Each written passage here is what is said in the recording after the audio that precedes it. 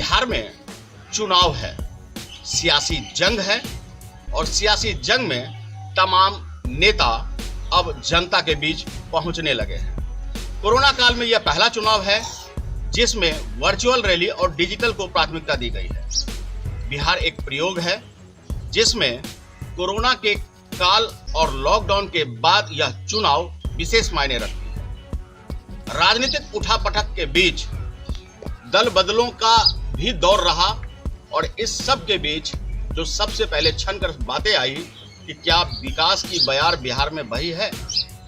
15 साल बनाम 15 साल और लालू के 15 साल का राज, नीतीश के फिर से 15 साल के राज और इन सब के बीच विकास की बात।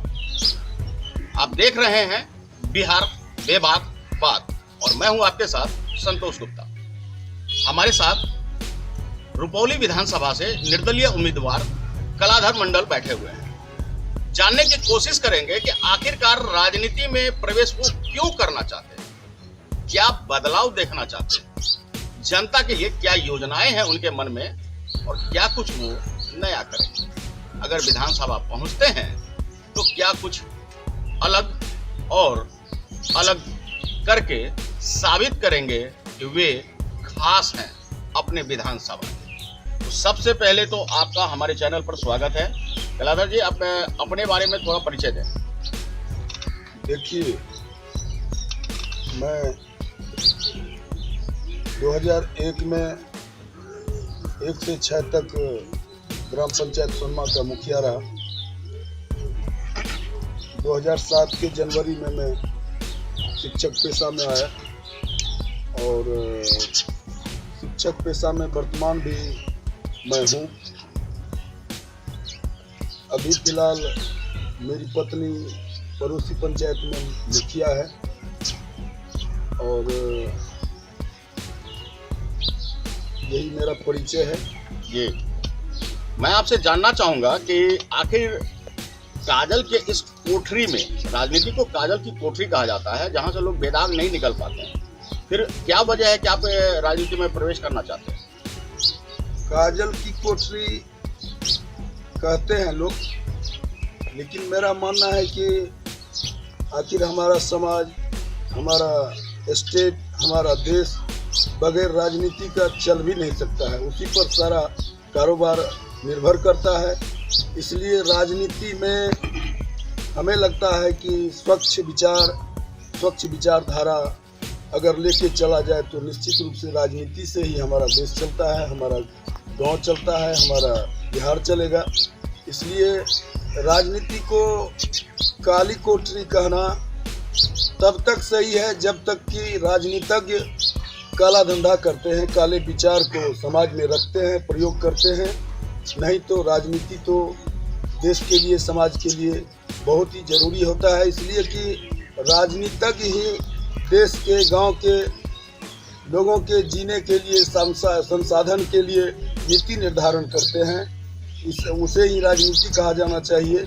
काला कोठरी का कहने का मकसद एक ही है कि वह काला कारनामा करते हैं, उनके विचार काले होते हैं, इसलिए काला कोठरी कहा। जी बिल्कुल। आप ये बताएं कि आप किन मुद्दों को लेकर रुपौली विधानसभा में जा रहे हैं?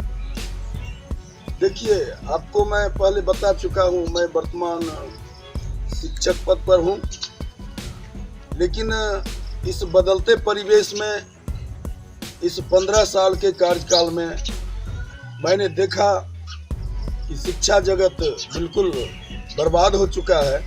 शिक्षा व्यवस्था में कहीं कुछ ऐसा नहीं है जिससे हमारे समाज के बच्चे को सही उसका विकास हो सके, अच्छी पढ़ाई मिल सके, ऐसा कुछ नहीं नज़र आता है।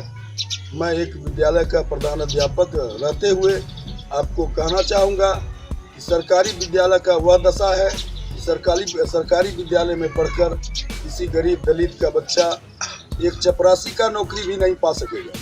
इसलिए मुझे लगा कि अगर जनता का मुझे आशीर्वाद मिलेगा तो मैं इस बात को विधानसभा में पहुंचाऊंगा और शिक्षा नीति पर विचार करने के लिए विधानसभा को प्रेरित करूंगा ताकि हमारे समाज में बच्चे पढ़ लिख कर अच्छे बन सके। यही मेरा धारणा है और समाज में शिक्षा को खासकर मैं आगे बढ़ाने के लिए इस कदम को उठाया हूँ।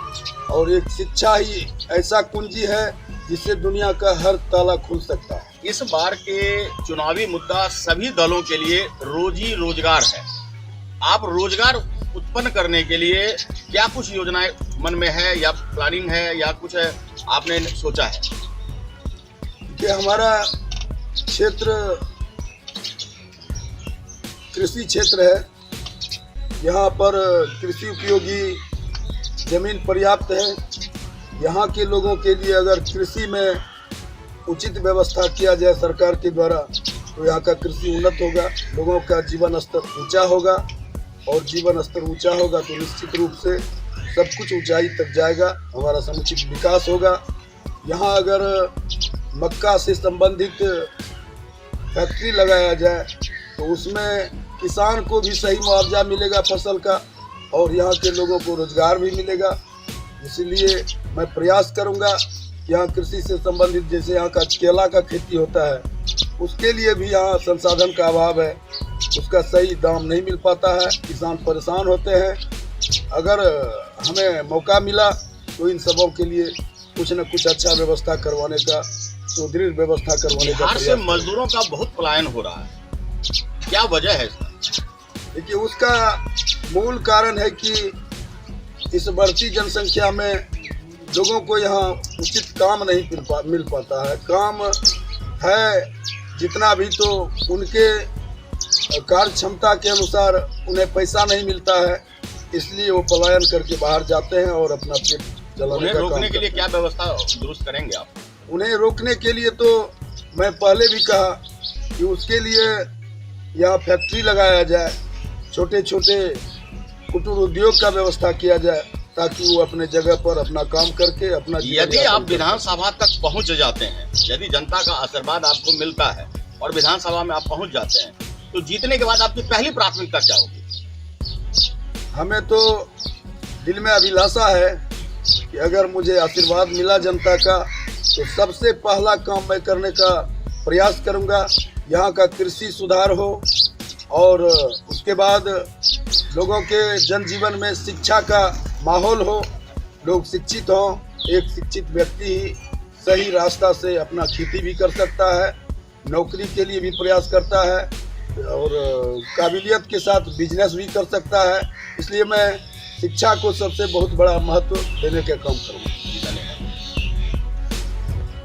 जैसा कि आपने सुना कलाधर मंडल जी का कि कृषि पे उनका विशेष फोकस है, कृषि के सुधार बेहद आवश्यक है। वैसे भी किसान प्रधान देश है यह भारत, तो कृषि की प्रधानता तो होनी ही चाहिए।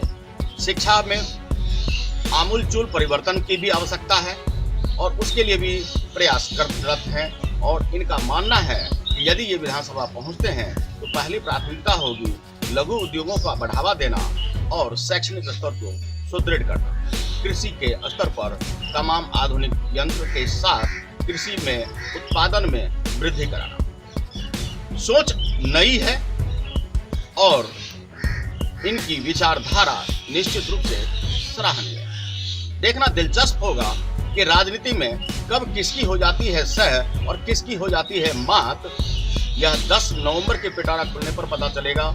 लेकिन विधानसभा के जो जनता है वो जागरूक है और जनता सब जानती है। कहीं मत जाइए, हमारे साथ बने रहिए और देखते रहिए अनुभवी आंखें न्यूज, क्योंकि यह आपका चैनल, आपकी आवाज। अगर आपने अब तक हमारा चैनल सब्सक्राइब नहीं किया है तो सब्सक्राइब करें और बेल आइकन अवश्य दबाएं ताकि खबरों का नोटिफिकेशन आपको मिलता रहे।